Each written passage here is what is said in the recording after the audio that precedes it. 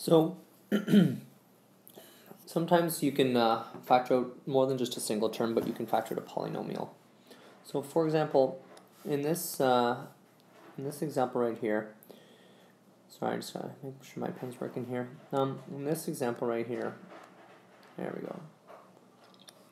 When I look right here, I know that it's 5x times x minus 2. And so I would know that x minus 2 is actually a factor of all of this. And similarly over here, I would know that here I've got negative 3 times x minus 2. And again, x minus 2 is a factor of 3 times x minus 2.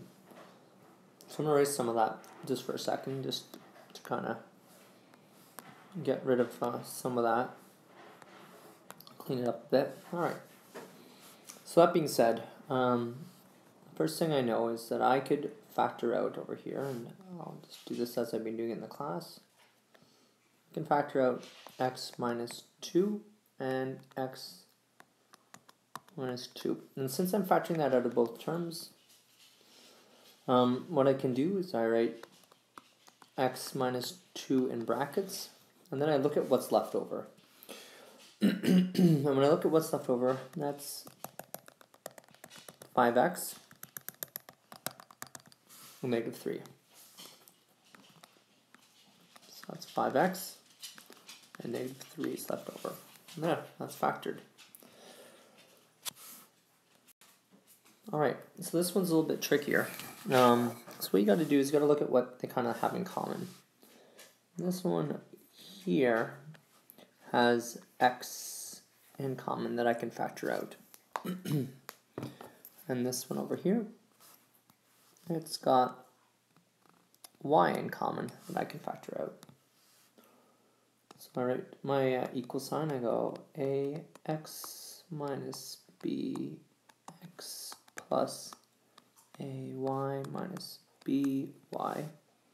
And so now I go about dividing that by x, dividing that by x, dividing this by y, dividing this by y. Then I write first what I factored out, so I write x, bracket, and so when I look at this I know that x divided by x leaves us with 1, so a times 1 is a. And similarly I know that x divided by x is 1, so negative b times 1 is negative b. Next, what am I factoring out on this side? And I'm factoring out a positive y. So I write positive y, which is being factored out, bracket. And so what is y divided by y? And that would be 1, and a times 1 is a. Then I repeat that, y divided by y would be 1, and negative b times 1 is negative b. So if you remember the example I just did a couple seconds ago, we can now factor out a minus b and a minus b out of both sides.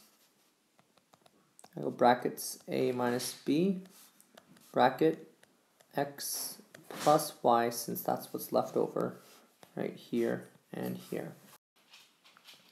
Okay, so this one is another one where you have to look at it and kind of do some grouping.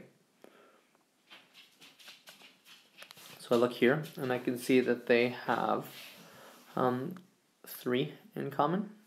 Both have the number 3 and they have no variables in it. I look at this one here. What jumps out at me is immediately is y. And I'm going to leave it like that for right now. And then I'm going to come back to this because I think that we could perhaps kind of elaborate on this and help, by doing it this way, help you understand a little bit better. So I'm going to take 3 out of 3x squared, so I'll write 3 first, and then what's 3 divided by 3? 1. What's 1 times x squared, and that's just x squared. And then positive 12 divided by 3 is positive 4. Now I'm going to divide y out of negative x squared times y.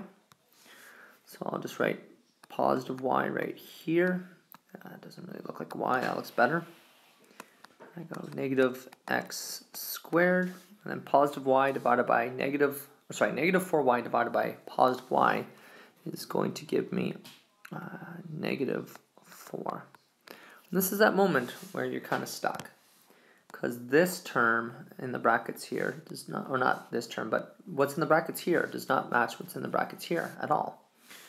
But if we went ahead and maybe made this a negative y, and we kind of changed what we said here up, so I'm going to see if I can maybe, I might have to delete some mark. Oh yes. And so I go negative y bracket, and then I have to look at this. So what's a negative divided by a negative? That's a positive. My y's cancel out, or y divided by y equals 1. So what I'm left with here is x squared. Again, what's a negative divided by a negative? And I hope that you all think that it's a positive. And then my y's, y divided by y equals 1. And so 1 times 4 is 4. And now by doing it this way, you can see that what's inside my brackets match.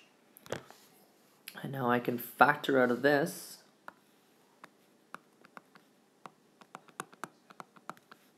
x squared plus 4, and I can factor out of this side x squared plus 4.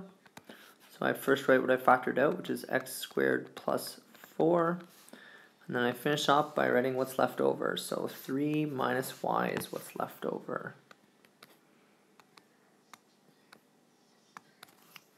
There we go.